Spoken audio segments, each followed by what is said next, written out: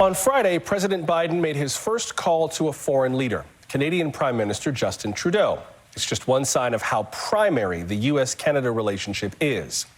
That call lasted about 30 minutes. There was some disagreement. Mr. Trudeau expressed disappointment at the president's decision to cancel the Keystone XL Pipeline. It would transport 830,000 barrels of Canadian crude from the province of Alberta over the U.S. border and eventually on to the Gulf Coast. Keystone XL has been a political and cultural football for the past 12 years. Mr. Biden's decision was cheered by environmentalists and tribal activists on this side of the border. It was strenuously opposed by many in Canada, especially those whose jobs depend on the pipeline. Let's hear from both of these sides of the debate. Starting us off is Jason Kenney, the Premier of Alberta. That province is north of Montana, Idaho, and Washington State. Premier Kenney, good evening.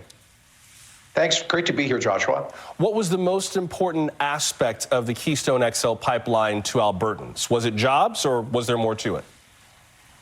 Well, jobs are critical, of course. It would create tens of thousands of good jobs on both sides of the border. And I should point out that most of the big American construction unions that supported Mr. Biden's campaign were also strong supporters of the project. But there's a bigger context of continental energy security. We both know the United States has paid a great price to maintain energy security in the past. And I think it's much to the U.S.'s advantage to have a safe, reliable, environmentally responsible source of energy rather than having to depend more on OPEC dictatorship energy. Secondly, if this energy does not move by pipe, it will move by rail. And even President Obama's State Department concluded that would actually increase carbon emissions. So we think this is good both for national security, jobs, and the environment. How are Albertans doing these days job-wise? I know that there have been a lot of big hits to Canada's economy with COVID-19. Alberta usually is the home of the world's largest outdoor rodeo, the Calgary Stampede, and that got curtailed this past year, hopefully not the year to come. But how are Albertans doing these days?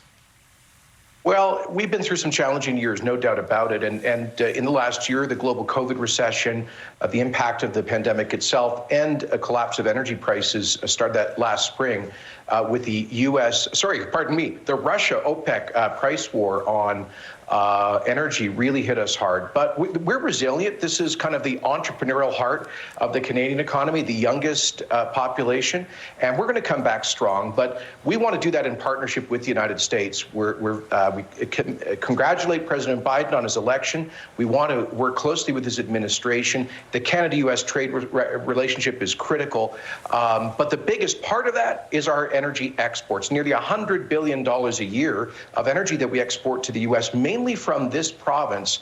And we think that's good for the U.S. to be able to have access to this energy rather than depending on Venezuelan, Iranian, or Russian energy. Your point is well taken in terms of getting off of foreign sources. And indeed, Russia, its kind of standoff with OPEC definitely threw chaos into the world energy market. I'm sure everyone was very glad to see that end because it kind of freaked the market out for a while. You have called for some kind of compensation in exchange for this pipeline being called off. How would that work? Well, Joshua, Canadian investors, including Alberta's government, invested in this pipeline. The actual border crossing, which is subject of the presidential permit and now veto, is in place. It was built last July. So our point is that investments were made on the basis of the predictability of the American regulatory system, on the approvals that were in place. Those things have now been retroactively repealed by President Biden on Wednesday. And we think that's a violation of at least of the spirit and probably the letter of the investor protection provisions of the NAFTA, which have been carried forward. We fought hard against President Trump's effort to rip up NAFTA. We're glad that President Biden wants a constructive relationship with us. One way of demonstrating that would be, I think, to say, hey, sorry about this. We disagree about the pipeline, but we recognize that the U.S. has changed its mind and at least to provide some compensation to those who invested. A lot of the conversation on this side of the border has had to do with how the Keystone XL pipeline affected Indigenous lands. That was one of the reasons why I think millions of Americans ultimately said that this is not a good idea. What would you say to folks here in the U.S. who say, sorry about your investment, investments are inherently risky, sorry you lost your money, but there are also perhaps larger imperatives at play here? Well, Well, Joshua, I'd say a couple things. First of all the polls indicate majority support in the U.S. for the project, including amongst Democrats and union members. Secondly, every state government along the route supports it. It's gone through exhaustive, over a decade of environmental assessment. The Obama State Department determined it would actually reduce carbon emissions versus moving it by rail.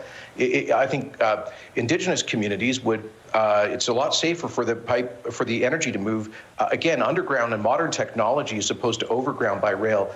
And finally, the company TransCanada Energy was negotiating equity ownership arrangements or partial ownership with Native American communities, what we here call First Nations. Finally, you should know that the energy comes from the Canadian oil sands, which has the overwhelming support of our Native American communities here, our First Nations.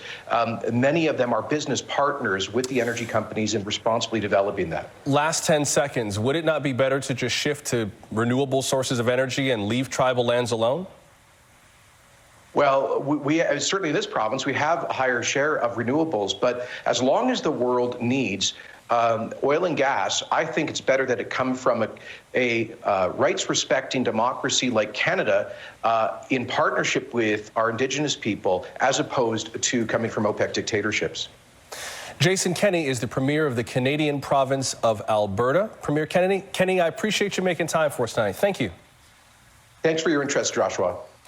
Let's